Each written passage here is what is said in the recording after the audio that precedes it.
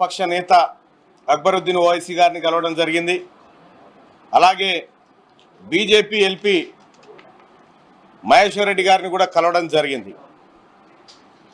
వీళ్ళందరినీ కొద్దిసేపటి క్రితం కలిసి మేము చేసినటువంటి రిక్వెస్టు 42% రిజర్వేషన్ ఏదైతే ఉందో ఈ రిజర్వేషన్ బిల్లు వచ్చిన సందర్భంలో మీరందరూ కూడా ఈ బీసీల పక్షాన నిలబడి ఈ 42% రిజర్వేషన్ ఇంప్లిమెంట్ చేయించే కార్యక్రమంలో భాగస్వాములు కావాలని, బీసీల పట్ల మీ పార్టీలకు ఉన్నటువంటి ప్రేమను చాటుకోవాలని చెప్పి వాళ్ళందరినీ కోరడం జరిగింది.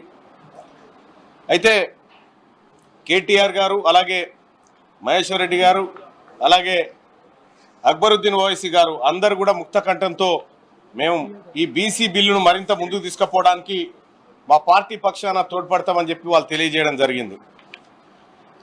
సో ఇటు రాష్ట్ర ప్రభుత్వం కూడా మరీ ముఖ్యంగా మేము ఎంతమందిని మద్దతు కూడగట్టినప్పటికి కూడా ప్రధాన బాధ్యత ఈ రాష్ట్ర ముఖ్యమంత్రి రేవంత్ రెడ్డి గారి పైన ఉంది.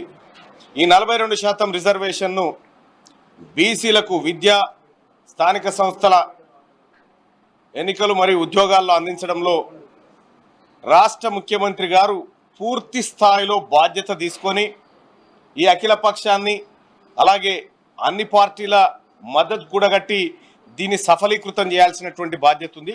ముఖ్యంగా బీసీలమంతా భారాన్ని రేవంత్ రెడ్డి గారి పైన, రాష్ట్ర ప్రభుత్వం పైన పెట్టడం జరుగుతూ ఉంది.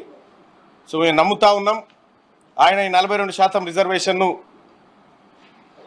9th షెడ్యూల్లో పెట్టిస్తాడని చెప్పి మేము విశ్వసిస్తూ ఉన్నాం. అందులో భాగంగా ముఖ్యంగా తెలంగాణ రాష్ట్రంలో బీసీ జేఏసీ ఆధ్వర్యంలో అనేకమైనటువంటి పక్షాల మద్దతు కూడగట్టే విషయంలో మేము ముందు వరుసలో ఉన్నాం. మా బీసీ నాయకత్వం అంతా ఇవాళ ఈ అంశాన్ని మరింత ముందుకు తీసుకుపోయి అవసరమైతే ఢిల్లీలో ప్రధానమంత్రి గారిని కూడా కలిసి మేమందరం రిక్వెస్ట్ చేయడానికి సిద్ధంగా ఉన్నాం.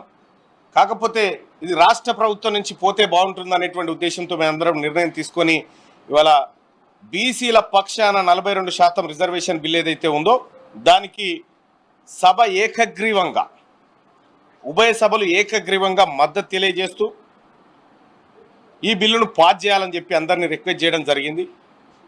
సో అక్కడ అసెంబ్లీలో కొద్దిసేపటి క్రితమే బిల్స్ ఇంట్రడ్యూస్ అవుతాయని చెప్పి చెప్పడం జరిగింది. ఆ తర్వాత ఇక్కడ కూడా ఏకగ్రీవంగా మద్దతు ప్రకటించాలని అన్ని పార్టీలకు మేము బీసీపీ జేఏసీ పక్షాన విజ్ఞప్తి చేస్తూ, అలాగే మా ఎస్సీ సోదరులు, మా ఎస్టీ సోదరులకు కూడా వర్గీకరణ బిల్లు విషయంలో బీసీలం అందరం కూడా అండగా నిలబడతాం, బీసీ ప్రతినిధులందరం అండగా నిలబడతాం. దాన్ని ఇంప్లిమెంట్ చేసే విషయంలో మీరు కూడా పరస్పర సహకారం మాకు అందించాలని చెప్పి వాళ్ళకు కూడా రిక్వెస్ట్ చేస్తూ ఉన్నాం. Thank you.